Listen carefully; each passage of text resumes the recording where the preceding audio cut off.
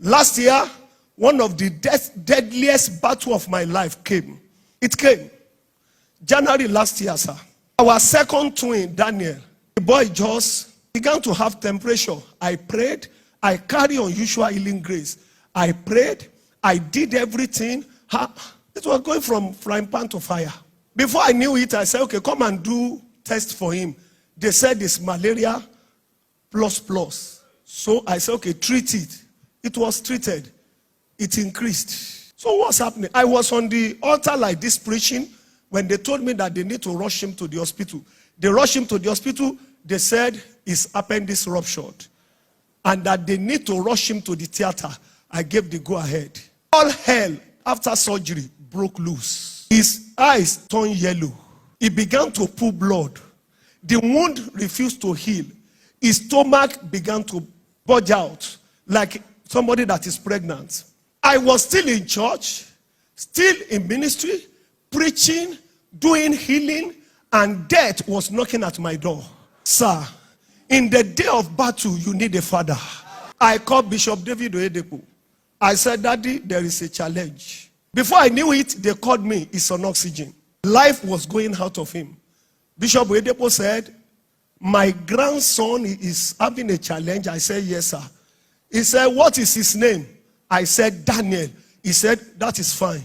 Daniel is in the lion's den. The lion can't hit him. Even me, the father, I didn't remember that scripture. I was quoting by his stripes, you are healed. Those are the things I was quoting. Those are old men with rod in their hand. Why are you struggling like this in ministry? Who is speaking over the work? Who is the oracle? Who is proclaiming over the work? I called Pastor Matthew Washimolowo. His own is the worst. He said, Pastor K, you can't bury my grandchild. I said, yes, sir. I just called you to know that he's on oxygen. That's why I called. He said, Labrako shis lebrakata. Pastor Korede, I said, sir, don't pray about him. Don't do anything about him. Go and be doing ministry and be enjoying your life. As I open my mouth to pray now, God just showed me his wedding date. You are there? I said, sir, I'm not saying you didn't see his wedding day. I'm saying it's on oxygen. That's the reason I called. Sometimes your faith can fail. Sometimes your faith can fail. You need an authority. You need an authority.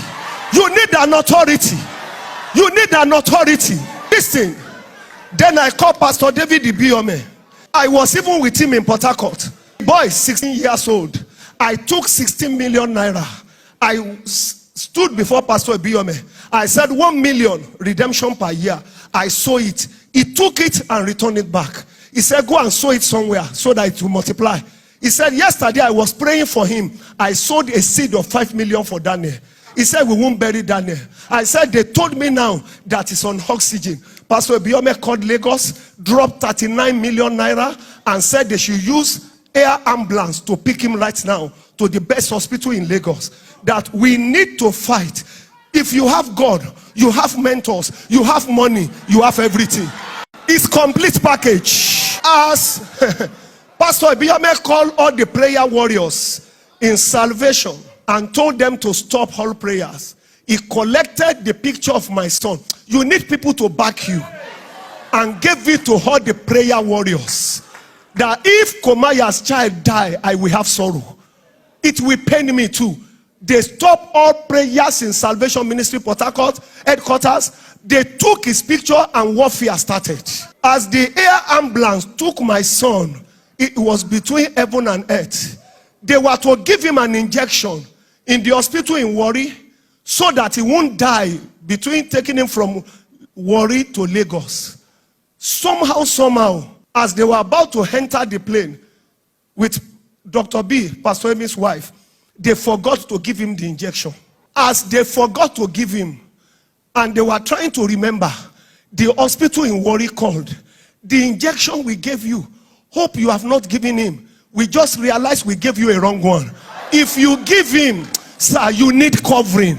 All these errors, all this one, all this thing, it's because there is no enough covering. Satan came to pick that boy. Immediately they landed in Lagos. Bishop Oyedepo sent David Oyedepo Jr. with a special mantle. And then the third day, Mommy Oyedepo was there and said, you are my grandchild. I have a covenant with God, I can't bury you. Consultant upon consultant surrounded my son. And then kidney has packed up, spleen has packed up. There is a growth within 7 days that is now said they took the sample for that is cancerous. They said there is water in his heart, it has enlarged. So within 7 days, sir, and within 3 days, doctors will call us again. We don't understand what is happening. The water in the heart has vanished. His heart is working properly. We don't know what is happening. The kidney is back to life. The kidney is working perfectly. We don't know what is happening. All the growth in the stomach has finally vanished. Exactly 7 days, the dead child was out of the hospital.